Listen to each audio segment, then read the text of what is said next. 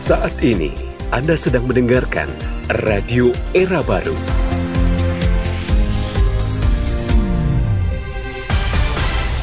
More green, more sustainable.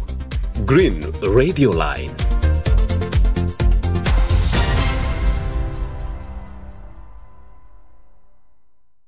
Halo sahabat Green, Assalamualaikum warahmatullahi wabarakatuh.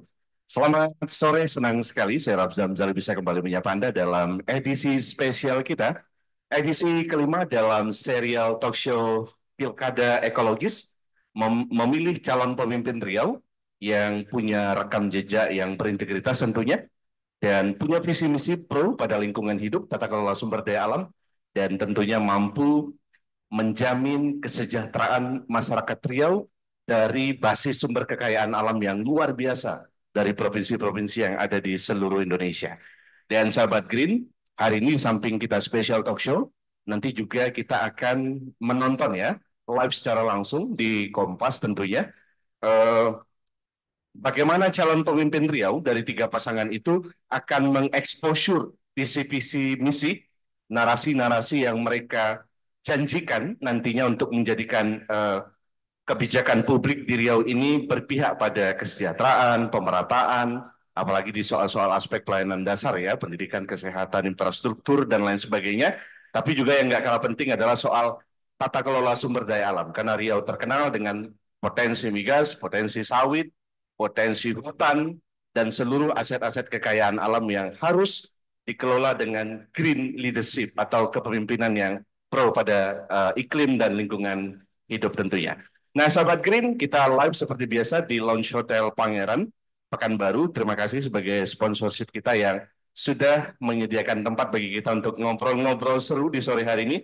Bersama dengan narasumber yang nggak kalah serunya, mereka adalah figur-figur penting yang punya posisi sebagai masyarakat sipil, yang tentu fungsinya adalah fungsi pengawasan langsung, dan juga dari Badan Pengawas Pemilihan Umum atau Bawaslu.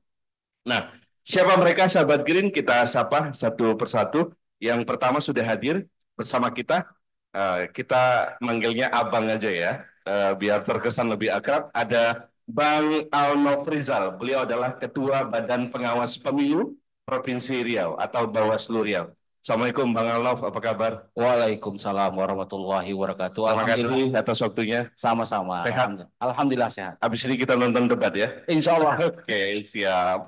Nah, Bawaslu tentu punya, secara undang-undang pemilu punya peran ya untuk mengawasi pemilu agar berjalan dengan jurdil, jujur dan adil sesuai dengan prinsip demokrasi. Oke, dan di samping beliau sudah hadir Koordinator Jaringan Kerja Penyelamat Hutan Riau atau kita kenal dengan Jikalahari. Nah, sudah hadir Bung Okto Yugo yang juga jadi pemimpin baru di Jikalahari. Kita ucapin selamat ya. Assalamualaikum Bung Okto. Waalaikumsalam, terima kasih. Terima kasih atas waktunya yang tetap konsisten ya pada ide-ide ekologis untuk kesejahteraan masyarakat. Nah, ini serial kelima Bang Alno, Bang Okto. Sebelumnya kita undang para kandidat, terakhir Pak Wahid ya hadir. Beliau menyampaikan gagasan-gagasan maju ke depan soal bagaimana kemudian jika terpilih jadi pemimpin Riau. Dan sebelumnya juga Pak Samsuar, walaupun Pak Samsuar tidak dapat hadir. Dan sebelumnya juga kita mengundang bakal calon yang kala itu Dr. Ihsan ya, walaupun secara politik tidak mendapatkan dukungan partai, tapi setidaknya kita mendengar apa gagasan beliau soal kota yang lebih green dan lain sebagainya. Nah, kita mengawali ini sahabat Green, Anda bisa mendengarkan kami seperti biasa di live streaming kita di www.greenradioline.id. Selamat mendengarkan dan selamat menyaksikan. Oke, saya ingin ke Bang Alnof dulu. Bang Alnof, secara tahapan saat ini pilkada kita tahapannya berada pada tahapan apa? Baik, masyarakat juga tahu. Ini menyapanya sahabat Green ya? Ya, sahabat Green. Sahabat Green. Baik, hari ini sudah masuk ke tahapan kampanye. Tahapan kampanye. Tahapan kampanye merupakan tahapan yang sangat luar biasa ya. Aktivitasnya, karena setiap calon itu kalau di Pilgubri ada 3 pasang calon. Ya. Setiap calon melakukan kegiatan kampanye di seluruh daerah di Provinsi Riau tersebar. Ada 3 zona. Juga ini diikuti oleh calon-calon lainnya untuk kepala daerah tingkat 2, bupati dan wali kota. Jadi luar biasa hari ini aktivitas politik kita di Provinsi Riau. Selain itu kemarin terakhir itu tanggal 30 27 Oktober adalah hari terakhir bagi masyarakat yang ingin pindah memilih DPTB. Jadi masyarakat diberi ruang sampai kemarin untuk melakukan pindah pilih. Ini untuk tetap memastikan punya hak pilih ya. Hak pilih dia. Jadi misalnya hari ini dia ada di Kota Pekanbaru, tapi ada plan ke depan ketika hari H dia di kota lain, misalnya dia ke Tembilahan, maka dia mesti diberi ruang untuk melakukan prosedur pindah memilih. Kemarin. Nanti di H-7 ada juga H-7 hari H, nanti ada juga prosedur pindah memilih. Nah, memang hari ini memang tingkat aktivitas politik luar biasa. Nanti malam sama-sama kita melihat debat kandidat, dan mudah-mudahan semuanya berjalan dengan lancar. Walaupun terakhir dalam data kita sudah ada 100 laporan. 100 laporan? Temuan? Bukan temuan, laporan dari masyarakat terkait dugaan pelanggaran selama kampanye ini. Dan ini sedang diproses, mudah-mudahan semuanya bisa kita selesaikan dengan baik tanpa ada kurang suatu apapun. Baik. Nah, Bang, bicara soal tema kita hari ini adalah menyoroti pesta demokrasi Riau yang sehat, bersih, dan terbebas dari korupsi. Nah, kalau kita kaitkan dengan berbagai macam konteks ya, baik itu konteks dari konsep kegiatan ini ingin mengusung ide-ide soal lingkungan hidup, dikaitkan dengan fungsi Bawaslu sebagai lembaga yang punya peran untuk melakukan pengawasan gitu. Nah, sampai dengan sekarang ini tadi juga diupdate ada laporan yang masuk dan segala macam. Sebetulnya dalam pengawasan yang dilakukan oleh Bawaslu terhadap baik itu 3 paslon ini ataupun ekosistem politik yang menaungi mereka, baik itu partai, para pendukung dan lain sebagainya. Bagaimana Bang Alnov melihat pendidikan politik yang telah mereka berikan, peran-peran untuk mengedukasi masyarakat soal-soal environment, model-model kampanye yang ramah lingkungan. Apakah dari ketiga ini sudah mengarah pada hal-hal yang seperti itu atau masih belum dari sisi pengawasan? Sebenarnya dari sisi regulasi di Undang-Undang Pilkada itu telah ada disebutkan tentang bagaimana pelaksanaan Pilkada ini, pelaksanaan yang bersih. Dan di dalam undang-undang itu disebutkan Undang-Undang Pemilu ada, di Undang-Undang Pilkada ada. Nah, secara teknis kami di Bawaslu ada namanya peraturan Bawaslu, Perbawaslu yang juga menyebutkan tentang pentingnya kegiatan politik khususnya pilkada ini yang ramah lingkungan. Itu ada di Perbawaslu nomor 6 dan nomor 5. Perbawaslu nomor 6 di 2024 dan nomor 5 di 2023. Nah, itu secara literik disebutkan bahwa pelaksanaan pemasangan alat peraga kampanye itu mesti memperhatikan ramah lingkungan. Ramah lingkungan. Nah, ramah lingkungan itu maksudnya itu memperhatikan itu baik bahan-bahannya dan semuanya. juga cara pemasangannya. Ya, semuanya yang berkaitan dengan lingkungan. Bagaimana pemasangan alat peraga kampanye itu tidak merusak, juga memperhatikan lingkungan hidup. Pokoknya yang green ekosistem dari ketiga itu mengikuti. Nah, memang kalau kita lihat secara kasat masih ada yang masih ada yang mungkin lupa offset. Tapi kita sebagai Bawaslu selalu kita ingatkan kepada mereka supaya ramah lingkungan ini juga menjadi perhatian khusus. Nah, memang kalau kita lihat hari ini memang sudah zamannya teknologi kan sebenarnya, Mas Okto. Seharusnya teknologi khususnya digital ini dimanfaatkan untuk melaksanakan kampanye, melaksanakan kegiatan pemilihan, sehingga tidak ada lagi alat-alat peraga yang secara fisik ada di masyarakat ditempel sembarangan. Kalau sudah di digital semua kita merasa akan lebih bersih.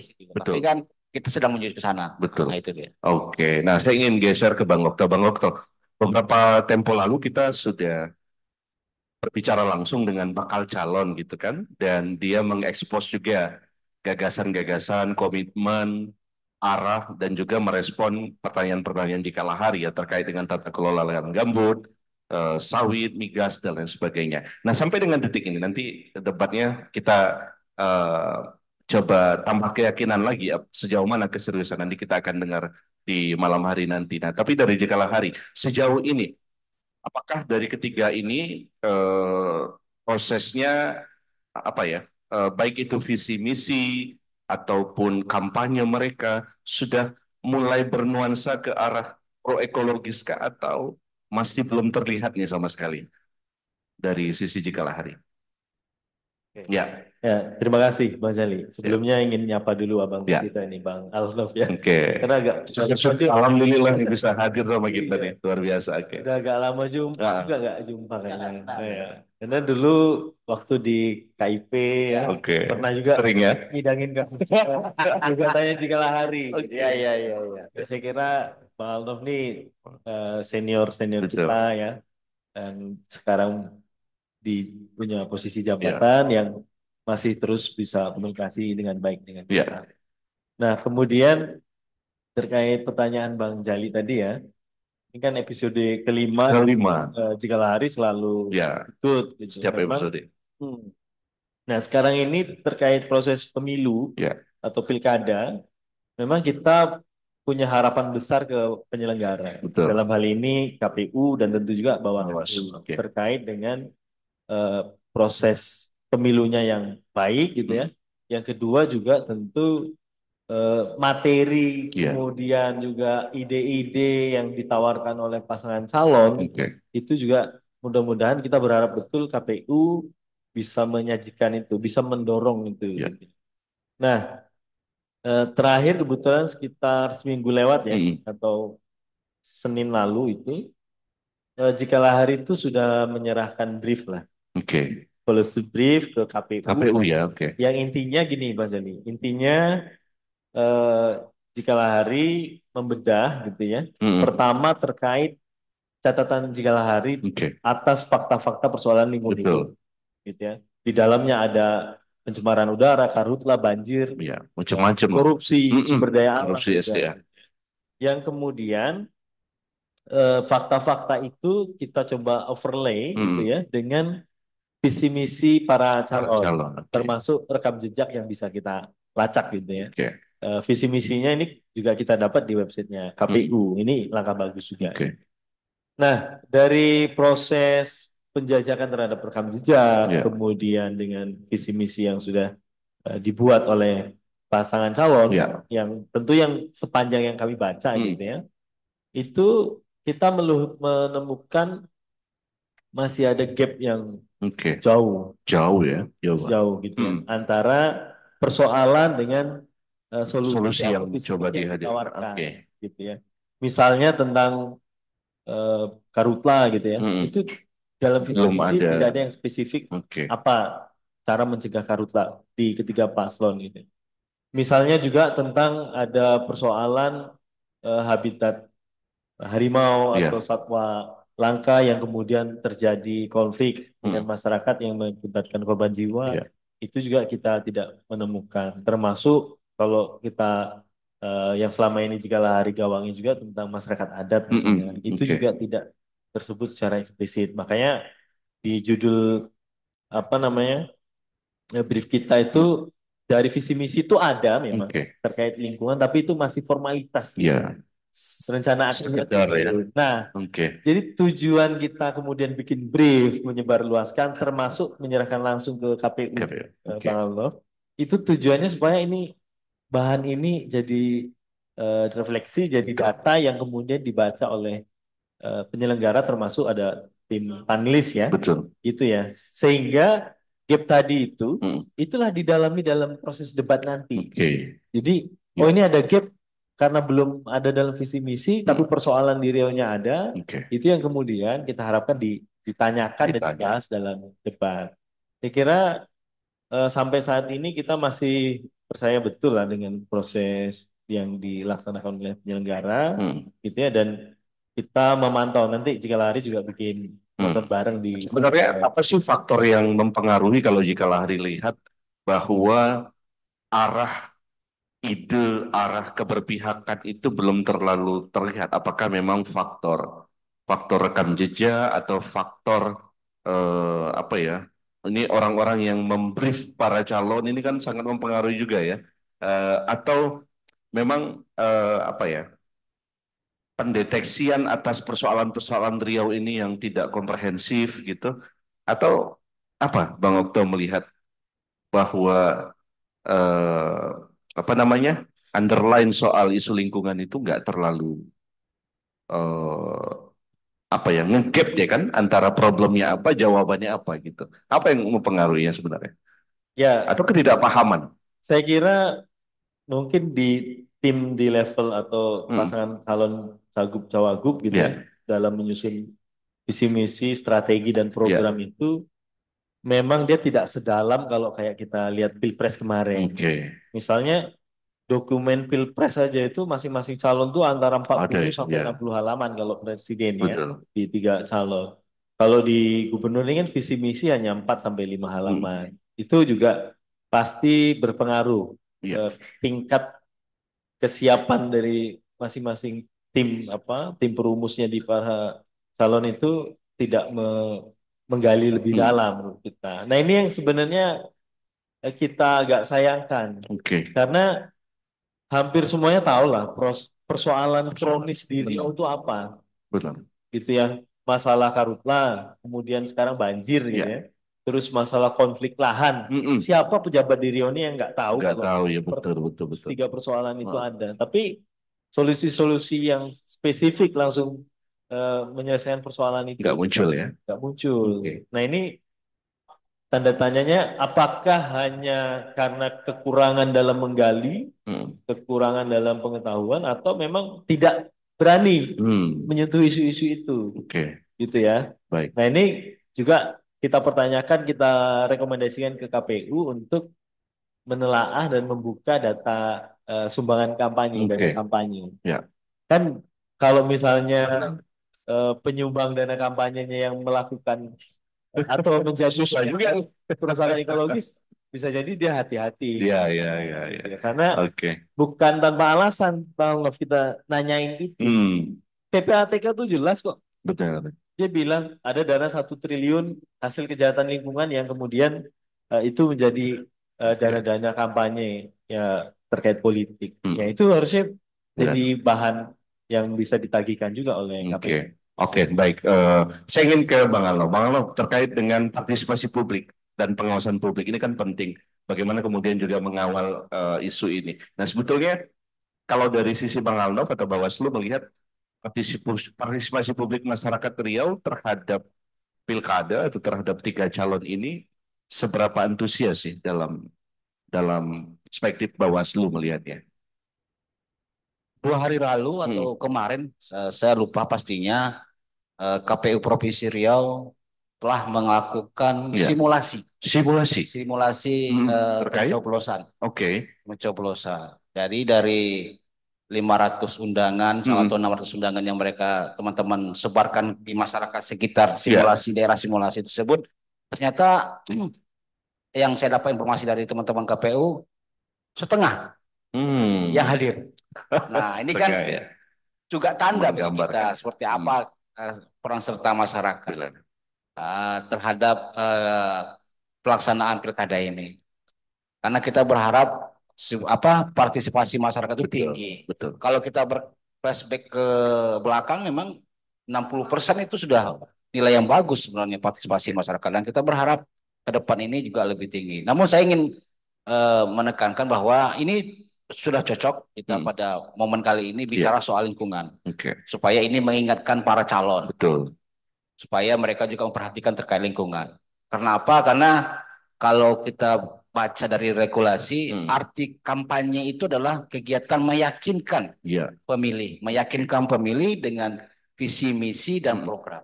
Nah, ini kita ingatkan teman-teman paslon itu supaya juga mereka bisa meyakinkan pemilih khususnya pemilih-pemilih yang ada di masyarakat bawah terkait dengan lingkungan. Namun kalau kita lihat hari ini gitu, kampanye itu sepertinya meyakinkan pemilih kok kurang dengan program dan visi misi dari calon, lebih pada menyerang. Menyerang calon lain, memberikan penilaian yang buruk terhadap calon. Nah, ini yang mesti kita ubah sebenarnya. Nah, kami di Bawaslu secara gerakannya mungkin gerakan kecil atau gerakan besar, tapi kami selalu mengajak komunitas-komunitas, kampus misalnya. Kemarin kami juga mengumpulkan 250 orang pemuka agama dan penyuluh agama sepekanbaru. Kami ajak mereka juga sama-sama kita menjalankan tanggung jawab moral kita, bagaimana pilkada ini juga berjalan dengan moralitas yang baik, termasuk juga dengan persoalan-persoalan money politik, persoalan ujaran kebencian, persoalan hoax, persoalan netralitas, yang mungkin juga dalam diskusi ada juga bicara soal lingkungan. Namun ya seberapa persen gitu. Nah, kita berharap masyarakat mulai peduli. Nah, hari ini nanti besok malam ada debat, itu kan live. Live di salah satu televisi swasta yang saya rasa semua rumah bisa mengaksesnya. Kita mengajak masyarakat untuk menonton bersama, dan beberapa komunitas sepertinya melakukan nonton bareng. Ya, termasuk juga paslon-paslon ya, tim-tim sukses, relawan-relawan juga melakukan nonton bareng. Ini saya lihat sebagai sebuah antusiasme orang, antusiasme masyarakat ingin menilai pemimpinnya seperti apa. Kadang dari debat-debat ini muncul penilaian-penilaian, bahkan secara yang semulanya belum yakin gitu ya. Nah, kita berharap, apalagi saya lihat dari daftar panelis itu ada namanya Bung Made. Nah, beliau adalah orang yang sangat concern terhadap lingkungan. Mudah-mudahan nanti ketika debat itu mampu memberikan warna, mampu menyadarkan para calon untuk persoalan-persoalan ekologis ini. Itu yang kita harapkan. Itu satu hal yang positif ya, saya pikir Bung Made ada di situ. Saya pikir itu mewakili PU sudah memandang hal ini sesuatu yang penting kan, makanya diajak teman-teman dari peduli lingkungan ini untuk hadir sebagai panelis. Betul sekali. Pada tahap itu kita patut apresiasi, saya pikir, sahabat Green ya. Bang Alam, terkait dengan masih soal partisipasi masyarakat. Kadang-kadang kan ada tendensi, ada kebiasaan di masyarakat kita ini kan masih, ya mungkin ini fakta juga empiris ya, masih tinggi ketergantungannya itu pada belum banyak masyarakat kita yang mendasarkan penilaiannya untuk memilih pemimpin itu pada aspek-aspek yang sangat ideal gitu. Rekam jejak, terobosan kebijakan sewaktu menjadi pejabat apa yang dilakukan. Lebih banyak masyarakat kita itu yang patrimonial, sukuisme, materialistik dan lain sebagainya. Bawaslu melihat realitas itu seperti apa? Kalau kita berkaca kepada pemilu lalu, memang tetap ada masyarakat yang memilih atas dasar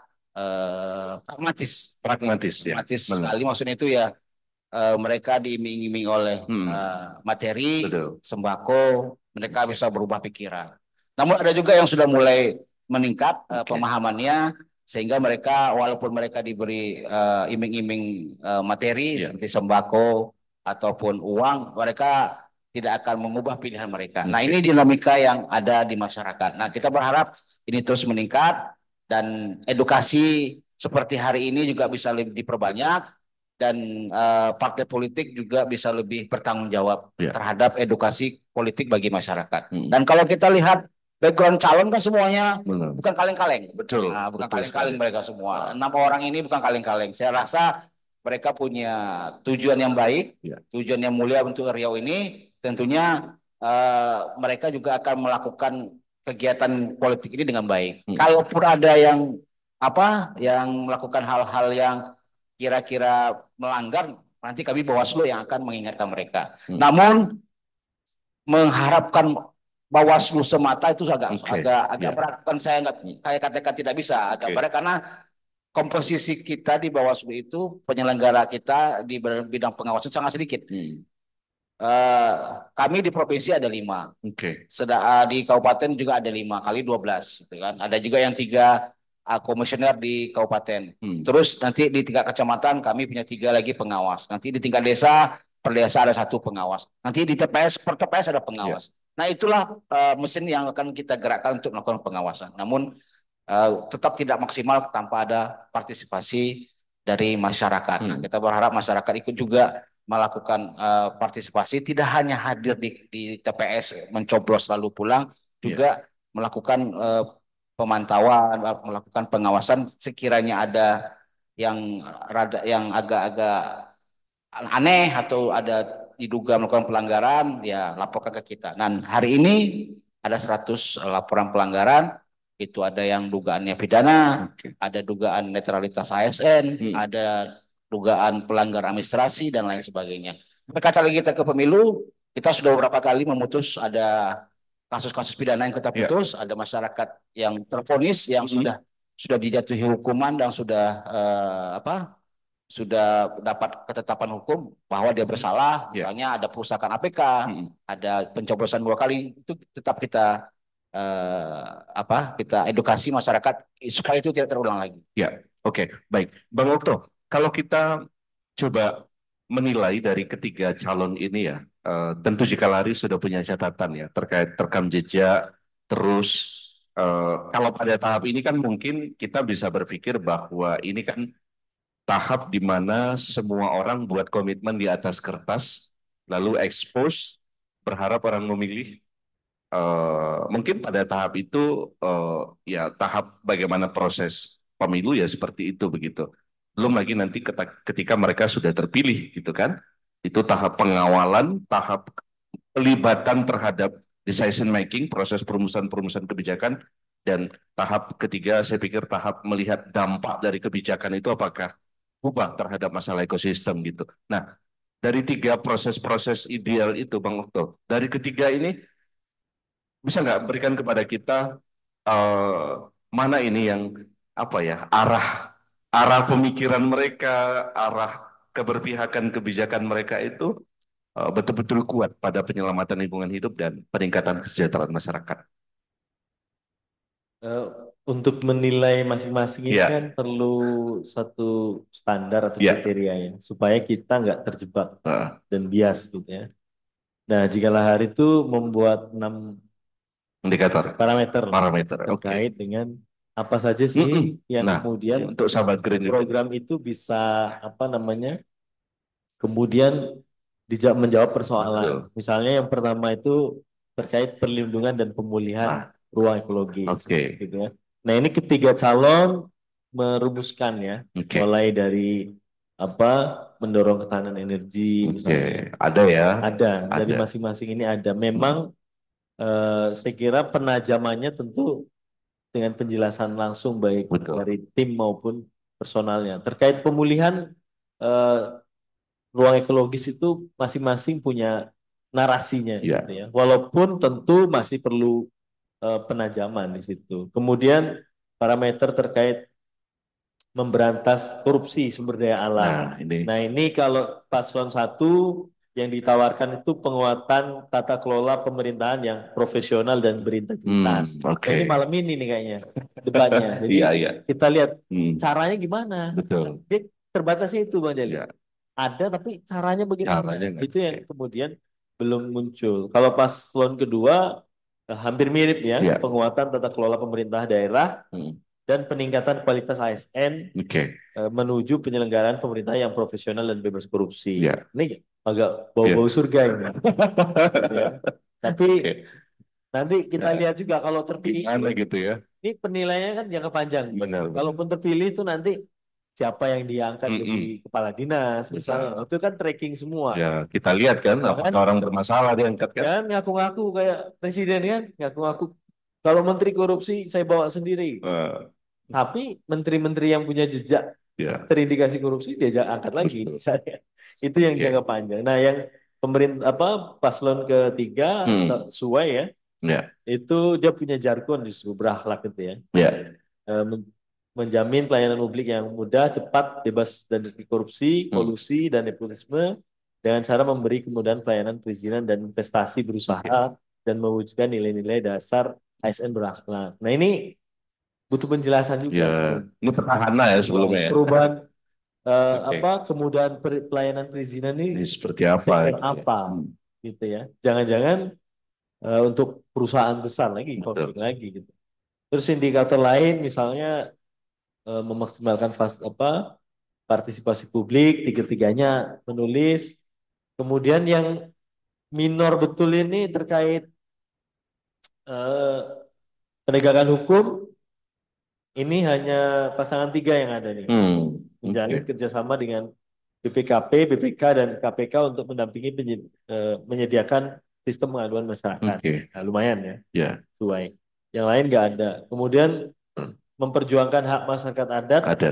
Ini atas ada tanah semua. tanah, spesifik masyarakatnya nggak ada. Hmm.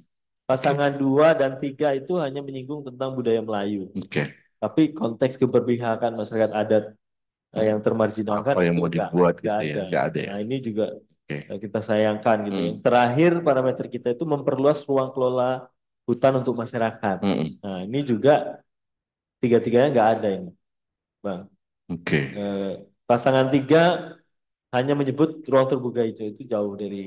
Jadi yang paling agak minor memang yang nggak tersebut itu tentang keberpihakan terkait akses kelola, akses lahan untuk masyarakat. Itu ya. tiga-tiganya hampir nggak ada. Nah itu yang perlu ditagih ke komunikasi. Mungkin malam nanti bisa dipertajam ya oleh Bung Made ya ke arah itu ya. Mudah-mudahan ada pertanyaan itu, kita kan nggak tahu ya. Oh iya, kita nggak tahu. Bener ya. Karena settingannya ini beda ya. Ya. Oke. Dan masih tertutup. Tertutup ya Bang ya. Mudah-mudahan pertanyaannya ada, Bang Alman. Ya, mudah-mudahan pertanyaan terpilih. Oke. Ya juga ya. Oke. Atau pasangan calon mudah-mudahan ada yang baca gitu ya. Brief kita, kemudian itu bisa saling. Karena panelisnya nggak bisa aktif ya Bang ya. Dia sudah ini. Membacakan pertanyaannya ya. Oke, nggak apa-apa. Kita berharap sahabat Green, mudah-mudahan pertanyaan tadi yang kita harapkan bisa keluar ya. Oke, kita break dulu sebelum nanti kita masuk sesi kedua ya, sekaligus sesi nanti closing statement karena kita ini masing-masing akan mengejar ini untuk persiapan debat kandidat ya bagi Bang Alnov ya.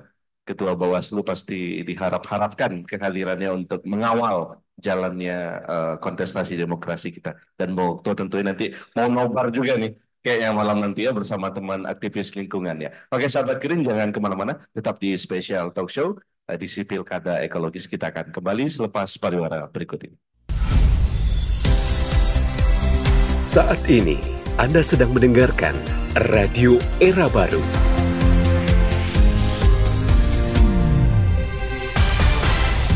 More green, more sustainable. Green Radio Line.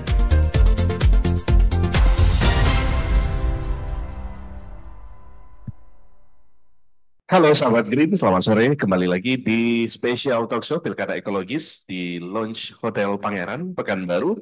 Bersama dengan Ketua Bawaslu Riau, Bang Alnov, dan juga Koordinator Jaringan Kerja Penyelamat Hutan Riau, atau Cikalhari, Bung Okto Yugo. Dan terima kasih bagi Anda yang masih tetap stay tune mendengarkan kami di live streaming di www.greenradioline.id atau juga yang sedang berada di Hotel Pangeran barangkali sambil mendengarkan, mudah-mudahan menjadi nilai tambah informasi bagi kita semuanya terkait dengan penyelenggaraan pesta demokrasi atau pilkada yang dihelat tidak hanya di Provinsi Riau sebetulnya, tapi di seluruh Indonesia. Karena ini ketetapan pusat ya terkait dengan pilkada serentak di Indonesia.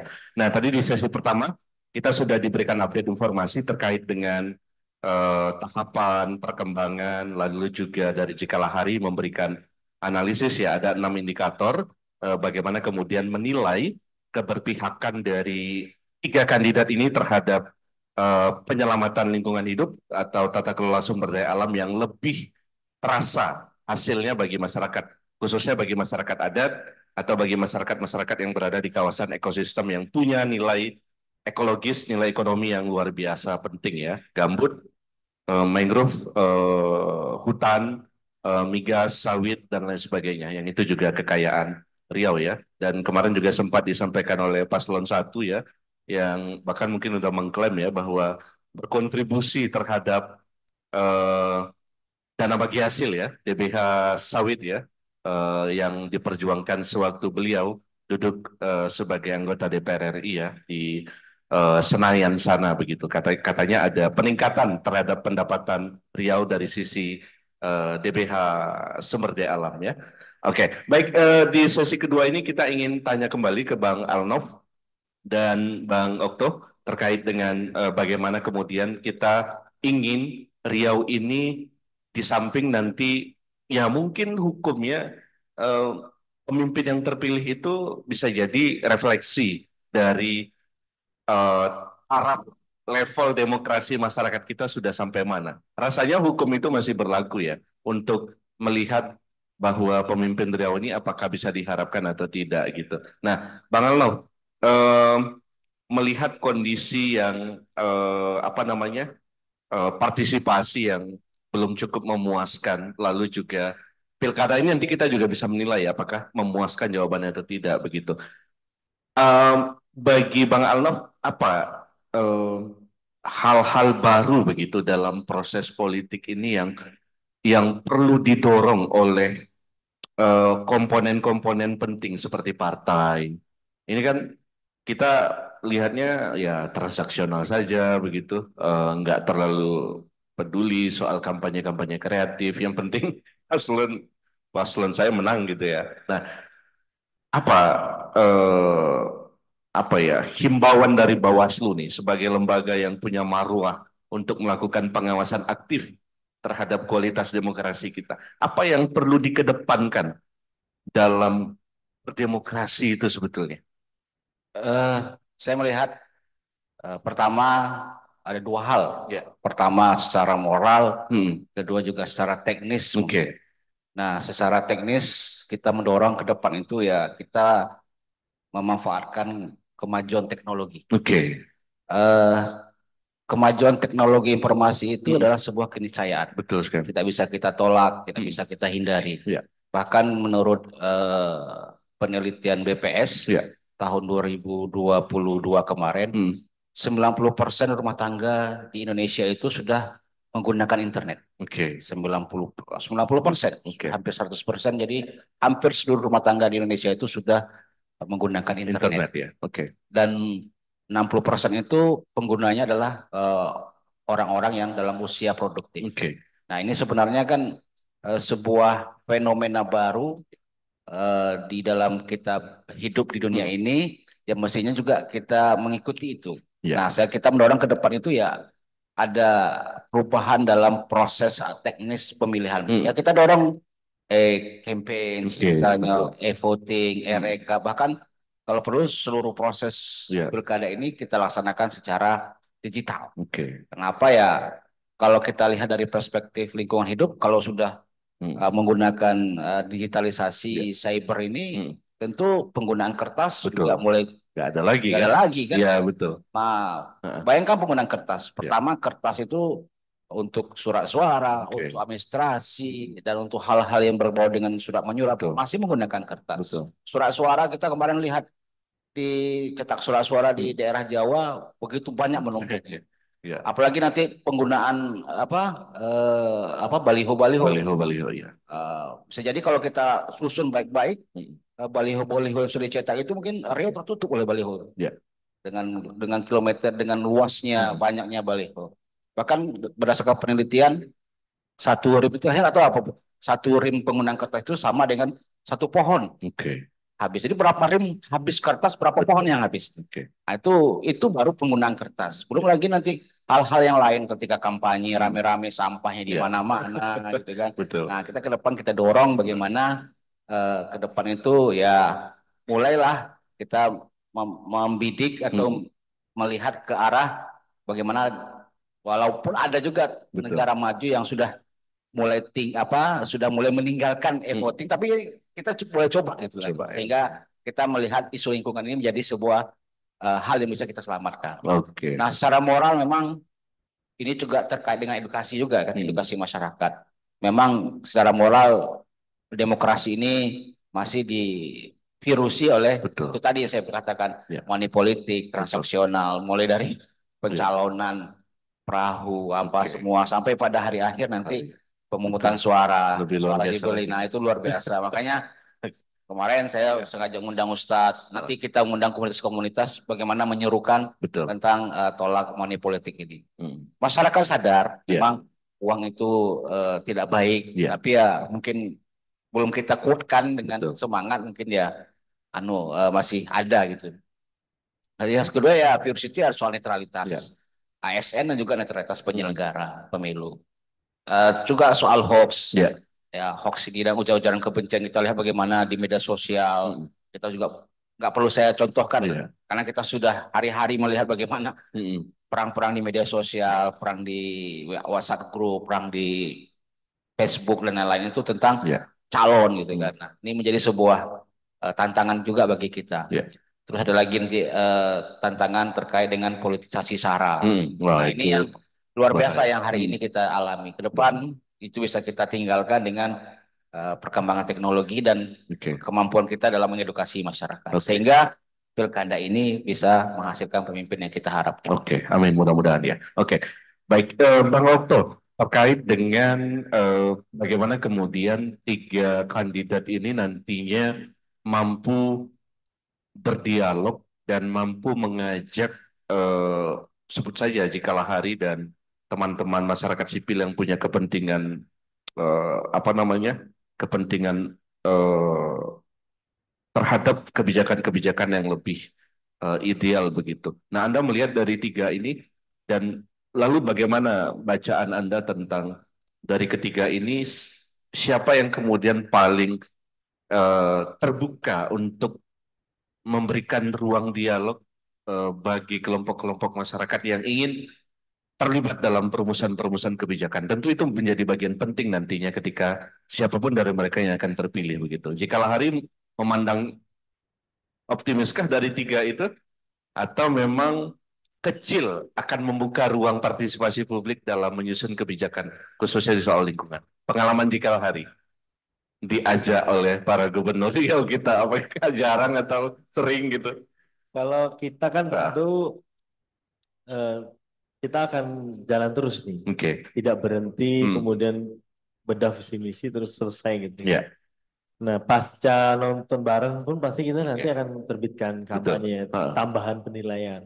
Oh, ternyata setelah debat memang nggak layak nih dipilih. Itu bisa saja. Gitu. Bisa aja ya. Kalau sampai saat ini, kalau berdasarkan bedah visi misi yang tadi tuh, nggak ada keberpihakannya terhadap masyarakat adat dan masyarakat setempat, gitu ya. Kalau penegakan hukum tadi hanya paslon 3 misalnya yang menyantumkan berbunyi ya. Tapi ini akan panjang. Nah, kalau pengalaman kita tentu nanti kita ukur terus. Kita akan coba bikin dialog juga. Kemarin ada ide ya. Mungkin kita akan gandeng apakah universitas atau ormas gitu ya, untuk menghadirkan 3-3-nya itu sebagai bentuk penajaman lah. Itu bisa-bisa aja ya Bang, secara regulasi ya? Ya kalau kita secara regulasi tentu bisa. Yang penting kita atas dasar kemauan mereka. Ya. Kalau kita sebenarnya bayangan kita itu kita ingin seperti misalnya Kadin tuh, Kadin. Betul. Kita ulang kan? Itu bisa aja kan Bang? KPK, gitu ya. Dengan isu-isu yang spesifik. Siapa yang datang kita uji punya nilai plus lah. Minimal. Berani nggak nih gitu ya datang. Termasuk kita berharap itu juga Green Radio ini kita lanjut terus kan baru paslon 1 ya, waktu itu belum benar. Yang saya kira itu nilai plus. Mau tidak mau kita akui sudah mau datang di acara Green Radio ya, salah satu acara publik itu nilai plus. Tapi memutuskan sekarang mana yang paling ini tentu belum bisa secara eksplisit kita sebut. Tapi yang pasti bagi Jikalah Hari dan jaringan kita akan nagih terus ya dengan cara-cara kita lempar ke publik. Nanti penilaian debat pasti kita akan bikin kampanyenya supaya publik bisa makin paham terkait dengan apa yang mereka tawarkan. Menarik juga tuh ya, 10 isu lingkungan plus 10 NGO lingkungan plus Green Radio menguji calon pemimpin Riau ya, wes itu bakalan seru tuh pastinya ya. Oke, ya bisa aja mungkin kita susun strateginya ya gitu ya. Oke, terakhir mungkin masing-masing closing statement karena ini udah sampai ujung waktunya. Dari Bang Alaf dulu, Bang Alaf, apa seruannya? Tentu balik lagi apa namanya? Masyarakat itu sebetulnya ya apa ya? Ya kedaulatan rakyat itu pada akhirnya ya ada pada rakyat itu sendiri. Ketika pilihannya tepat, maka kita akan memiliki kualitas pemimpin yang akan berpikir tentang kesejahteraan, pemerataan, menghilangkan ketimpangan dan sebagainya.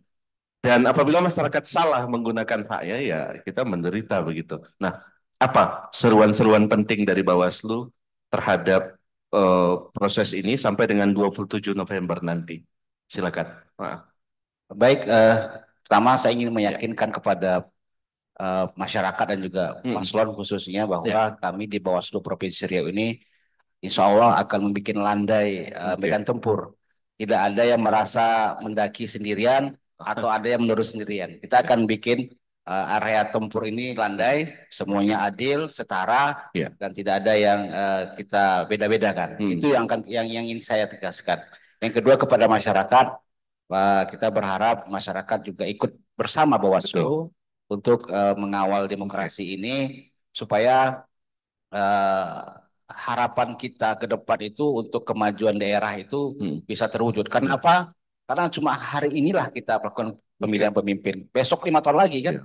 Nah, hari ini kita pilih pemimpin, kalau salah ya 5 tahun lah kita dari. Makanya kita berharap masyarakat betul-betul mengedukasi diri, memilih pemimpin yang betul-betul sesuai dengan harapannya. Jangan mau dinodai dengan hal-hal yang pragmatis, dengan money politik dan juga dengan janji-janji. Kita paham lah kalau sudah ada money politik tentu ada pengembalian gitu kan. Nanti duit kita juga yang akan dimanfaatkan untuk hal-hal yang pribadi. Sekali lagi saya berharap masyarakat bersama dengan Bawaslu sama-sama kita kawal ini. Kalau ada hal-hal yang terindikasi pelanggaran ya silakan diadukan ke Bawaslu, dilapor kepada Bawaslu. Walaupun hari ini sudah 100 laporan ya kita tidak akan menutup buku terhadap laporan yang akan masuk sampai nanti tahapan selanjutnya. Bisa saya terima kasih Bang Alaf. Bang Okto, apa harapan ya? Ini bukan pesan terakhir ya, tapi pelanjutan. Saya yakin kampanye JK Lari itu akan tetap eksis dan konsisten ya. Nah, tapi penting juga sampai menyentuh titik kesadaran masyarakat bahwa iya ya kita perlu pemimpin yang kayak gini ya gitu. Nah, JK Lari itu punya peran tuh untuk menyentuh kesadaran publik. Nah, apa poin-poin penting yang publik harus tahu terkait dengan pemilihan pemimpin Riau ini? Sebelum ke publik, ke penyelenggara dulu. Ke penyelenggara dulu, pasti ya. Berharap betul nih ada Bang Arnov ya, KPU dan tentu Bawaslu ya, bahwa secara proses penyelenggaraan pemilu itu sejak lama kita bincang bahwa punya kewajiban juga penyelenggara pemilu itu untuk turut menjalankan konstitusi ya, terkait dengan menyiapkan atau menyediakan bagi masyarakat itu untuk hidup sehat dan lingkungan yang baik, yang itu harus diterjemahkan dalam proses pemilu ini. Dari segi pelaksanaannya, misalnya tadi banyak alat peraga yang di Arengka itu masih banyak yang di pohon misalnya, mengurangi itu juga. Selain penyelenggaraannya, yang kedua juga terkait dengan yang disajikan, yaitu para pasangan calon juga kita upayakan untuk juga bersiap dan menjalankan untuk berusaha menyediakan lingkungan hidup yang baik dan sehat itu. Kemudian yang kedua untuk para pasangan calon juga ini, gitu ya. Ada masyarakat sipil ini yang memantau mereka, gitu ya, dan kita pasti akan terus membelejeti gitu ya, membuka setransparan mungkin tentang rekam jejak dan visi misi mereka, gitu ya. Supaya tapi kita tidak juga terus hanya negatif gitu ya. Kita sebenarnya mengasih umpan lambung. Silahkan saja direspon catatan-catatan kritis kita itu. Misalnya kalian nggak ada komitmen terhadap masyarakat adat, silakan direspon. Silakan berjanji kalian untuk untuk upaya terhadap hak-hak masyarakat adat di Riau itu bisa terpenuhi. Silakan gitu ya. Tapi yang pasti jika Lahari dan jejaring ya, ada anggota dan jaringan kita akan terus melempar ini. Yang nantinya ujungnya adalah masyarakat pemilih ya, masyarakat Riau memilihlah dengan informasi dan pertimbangan yang baik. Salah satu yang paling penting yang juga krusial persoalan di kita adalah tentang hak hidup yang sehat dan lingkungan yang baik itu.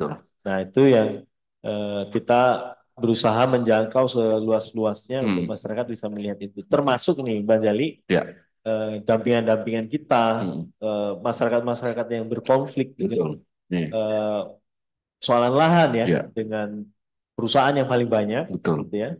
Itu silahkan ditagihkan kalau ada kesempatan kepada pasangan calon supaya mereka tahu dan ada sesuatu yang bisa kita ikat. Jadi intinya kita akan kawal terus sampai proses ini selesai dan mudah-mudahan yang terpilih nanti sekurang-kurangnya terkait mudaratnya.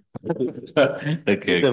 Amin, mudah-mudahan ya. Oke, baik. Terima kasih Bang Arnolf, Ketua Bawaslu Riau, dan terima kasih Bung Okto, Koordinator Jaringan Kerja Penyelamat Hutan Riau atau JKLHARI. Dan terima kasih tentunya bagi Anda sahabat Green yang sudah mendengarkan kami di live streaming di www.greenradioline.id, dan juga terima kasih bagi sahabat Green juga atau para pemirsa yang berada di Hotel Pangeran. Terima kasih juga Hotel Pangeran yang sudah mensponsori kegiatan ini. Mudah-mudahan bisa terus konsisten ya dan berkelanjutan ya untuk menyediakan public discourse, ruang diskusi publik agar kita tetap tercerahkan, tercerdaskan, dan pada akhirnya kita dituntun untuk sampai pada satu pilihan atas dasar kesadaran penuh bahwa pemimpin harus berkualitas, pemimpin harus punya rekam jejak, jauh dari KKN, dan punya keberpihakan yang 100% terhadap keselamatan lingkungan hidup dan kesejahteraan masyarakat tentunya. Terima kasih sekali lagi sahabat Green, saya Ramzam Zali pamit undur diri. Kita jumpa lagi di serial kelima tentunya dalam diskusi Pilkada Ekologis.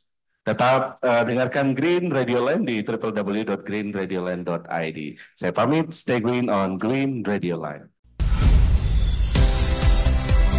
Saat ini Anda sedang mendengarkan Radio Era Baru.